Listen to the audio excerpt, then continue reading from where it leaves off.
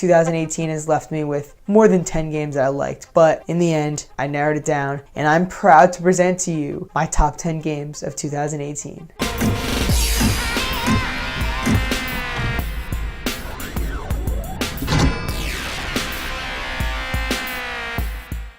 What's going on, guys? This is Ryan Ramakrishnan here. If you're new to the channel, first of all, welcome. Second of all, I invite you to hit that subscribe button and ring the notification bell so you'll be up to date for future uploads, particularly because if you're watching this video, you're down for a whole series, I hope, because I've decided to tackle my favorite games of this year in a series of 10 videos. Why? Well, I didn't want to give you guys a whole hour of talking in one video, but I also didn't want to cut short the respect and recognition that I'm about to give these games that they deserve and that the developers deserve. So like I said, I cut it into 10 different videos, and if you are new, first of all, you're going to want to check the description below. Hit that number 10 video and hear me talk all about that game, and then you'll come back for number 9, and that's how we're going to do it. So keep watching. There will be a full playlist series going on, and you'll be able to hear all about my favorite games, ranking from my number 10 all the way down to what is my personal game of the year. So without further ado, let's talk about number 9.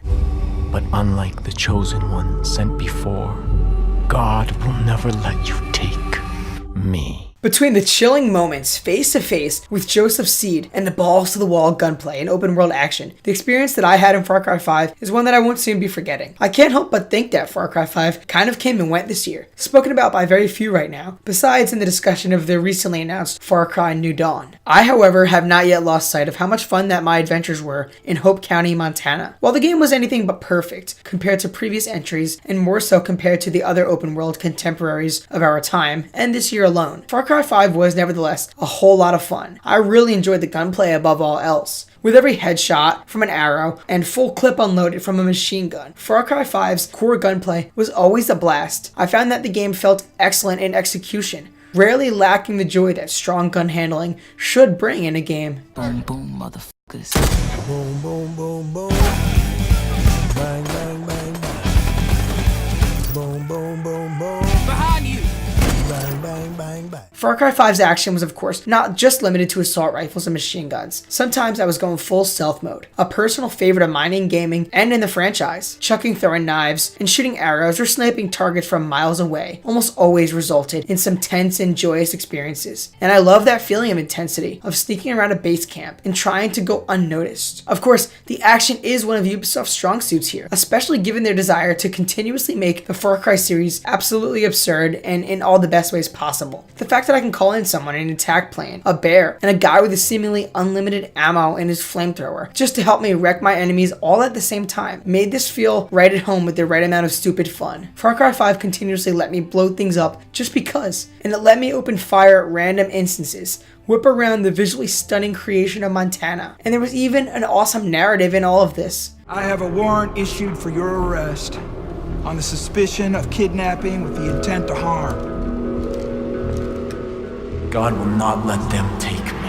Controversial it may be, I did overall find Far Cry 5's story to be pretty interesting, oftentimes resulting in some dark, serious, and frightening moments that could be mirrored in realism. The Seed family cult each had his or her own reason to be feared. Faith used the bliss and left me in this drug-fueled daze, only to make me watch my people fall right in front of me. John Seed, however, was the head of influence, often seeming like just that, a really influential member of the family, and super interesting. And then there was Jacob Seed, probably the coolest for me, besides the father himself, because of the militant leadership that Jacob had. I did feel like things were the most against me when I would stumble upon the region of Jacob's. And then of course there was Joseph Seed, the aforementioned father, brilliantly acted, brilliantly designed to be psychotic yet really calm, frightening yet welcoming, and dastardly yet oddly charming. The antagonist in hindsight was maybe not as awesome or intense as the likes of Vas Montenegro or even Pagan Min, yet I did nevertheless feel that Seed was still a real force to be reckoned with. And in my opinion, the decision to go with a religious cult in contemporary America is one of Ubisoft's boldest but also smartest decisions. I may be missing the exotic landscapes of the likes of Far Cry 3 and 4, but the Montana setting and political and religious as well as social ideals in this pretty realistic narrative help make all things just that much more interesting. We let the weak dictate to the powerful, and then we are shocked to find ourselves